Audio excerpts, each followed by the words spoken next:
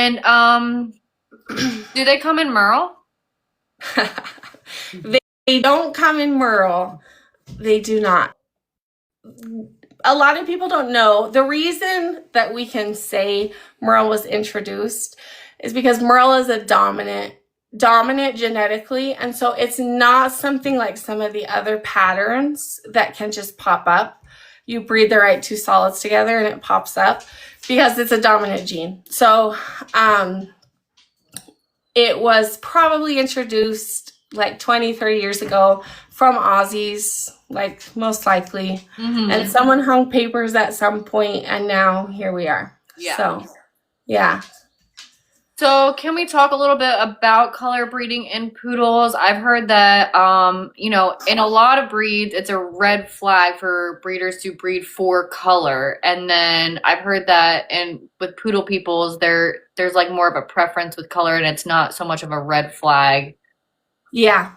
So, color, because the way our standard is written, makes it so that certain colors aren't preferable to breed together. And it's not because there's anything wrong with those colors. It's just because you can get those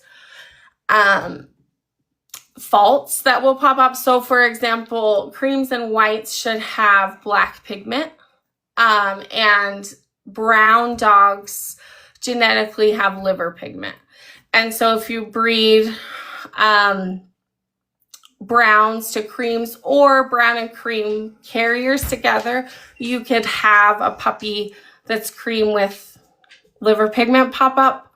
And there's nothing wrong with that, but poodle people think it's ugly, and they'll tell you that, and it's not ideal. Mm-hmm. And then you also have, because we have the fading gene, so in a lot of breeds, for example, the color blue is a dilute gene, and you can have a dilute poodle. It's really rare. Like, I've never met one. They can pop up where they're born blue, but in poodles, what we call blue is the same gene as silver. It's like a spectrum.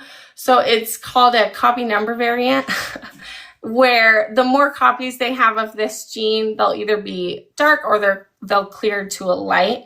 And you'll see that across the colors. So reds that fade to apricot, browns that fade to cafe au lait or silver beige. Silvers are born black, and then they can fade to blue or clear up to like that light platinum color you'll see. So, and then we have black and cream. And so if you introduce the fading gene into your blacks, then you get color that doesn't hold. And same with browns and reds. And there's nothing wrong with the fading. It's acceptable. They're showable. Is your silver fading? He's here. Do you want to see him? Yeah. Hi. Yeah. Hi. So you can see his face is so light. And when we were still showing him, I got so many comments about his color, because when you're growing them into a show trim, you don't cut any of the darker color off on their spray up. And so you have the dark tips, and they get brassy in the sun. So everyone always thinks he's brown and cafe, and I was always offended. Like, no, he's silver. But yeah, he looks really silver now that he has been shaved down and grown out. So yeah, but he was born black. That's how silvers are.